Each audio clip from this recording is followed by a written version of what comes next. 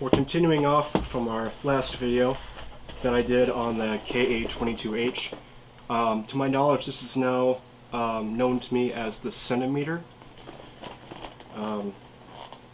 There isn't much information available about this, so I really don't know all that much about the name.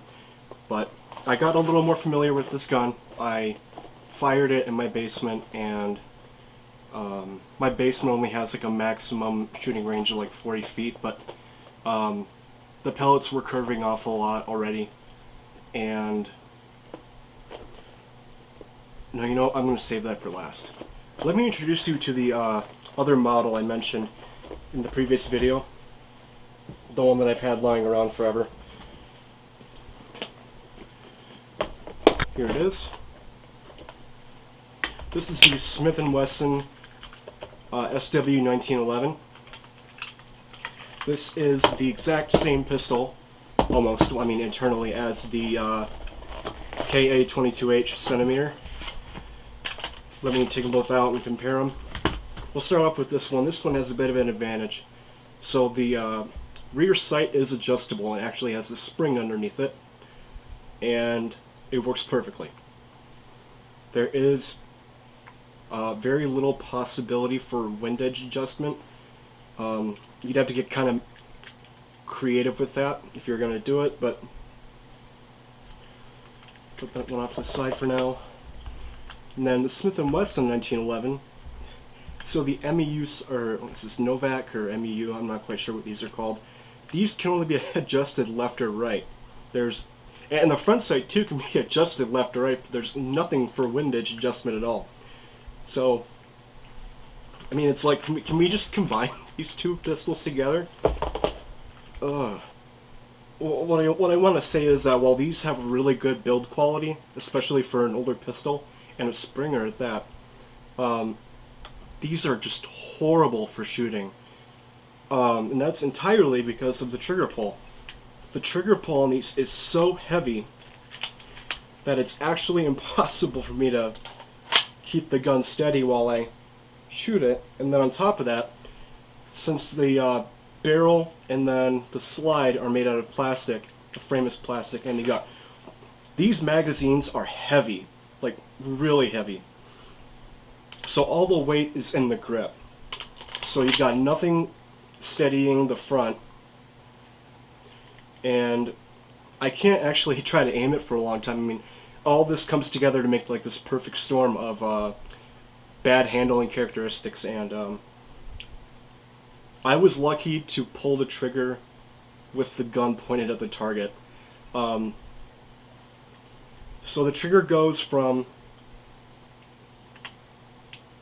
there's a little bit of travel right here, and then it just hits this, it hits a wall, like a cement wall, and then from there you have to push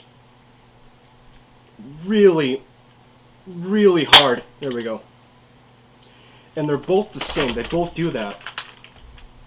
They both have this heavy, heavy trigger pull. Let me show you this one. Alright, so, okay.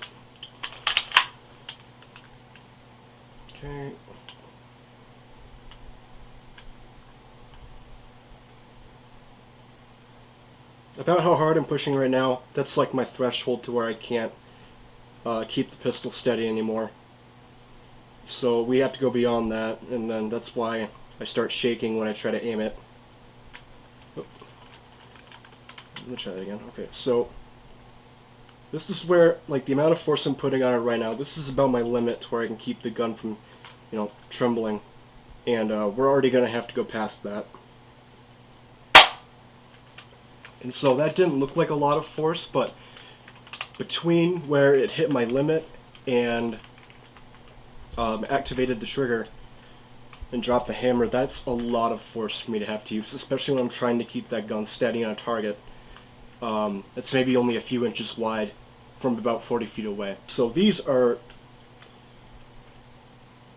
horrible shooters, really. Really horrible. I mean, they look great, and they have good power, but these are not shooter friendly in the slightest. This one has adjustable sights, this one has adjustable sights, but I mean, really, it just doesn't amount to anything because they suck so bad at shooting. While these will be nice to keep in my collection, I don't think I'll ever take them out to a game. In fact, I don't even enjoy shooting targets with them because the trigger is just, it's awful. I've said it enough, but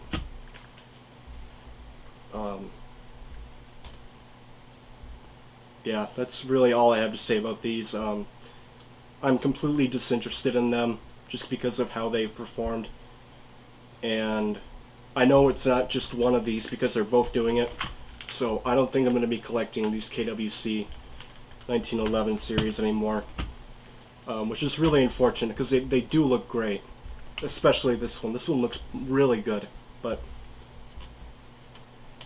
they just suck.